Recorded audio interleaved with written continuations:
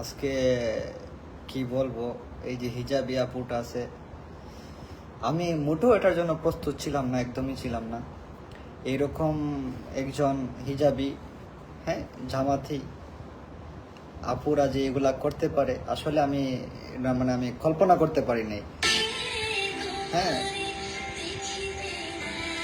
দয়া করে আপনারা আমার ইনবক্সে এগুলা দিবেন না, আমার অ্যাডমিনরা উত্তেজিত হয়ে যায়। আর এসব ভিডিও কেউ ছড়াইবেন না, বুঝছেন? এই জন্য আমি লাইভে দেখাইতেছি, যাতে আপনারা ছড়াইতে না পারেন। আমি আবার দেখাই আপনাদেরকে, দেখছেন? নেশা করতেছে চুরি ব্যাপের মধ্যে, এই যে ফ্লেভার গাঞ্জার তেল ঢুকে খাইতেছে। আবারও বলি, এই যে ব্যাপের মধ্যে গাঞ্জার তেল ঢুকে খায়, নেশার মাইয়া। আবার এই আস্তাক ফিরুল্লাহ এগুলা কেউ চড়াইবেন না, আমি বলাইতেছি। কিন্তু মেয়েদের এসব, আমাদের হচ্ছে যে সম্মানক জামাতি হিজাবি আপুদের, এগুলা কেউ ছড়াইবেন না। এগুলো অন্যায় জিনিস, এগুলো খারাপ, এগুলো ছড়াইবেন না আপনারা। সব খারাপ ভিডিও, এগুলো একদমই ছড়াইবেন না, এগুলো অন্যায়। উনি কিন্তু হিজাবি, উনি হচ্ছে যে হিজাব টিজাব পরে আমাদের নাহিদ ভাইয়া পাশে আছেন। সরি, নাহিদ না, হাসনাতের নাম নাহিদ না, এই যে নাহিদ টুকে আছে, ওর বাপে যে দর্শন টর্শন করে, শুনছি এগুলা মানে কমপ্লেন টমপ্লেন আসে। তো এগুলা ছড়াবেন না, একদমই ছড়াবেন না, এগুলা খারাপ জিনিস।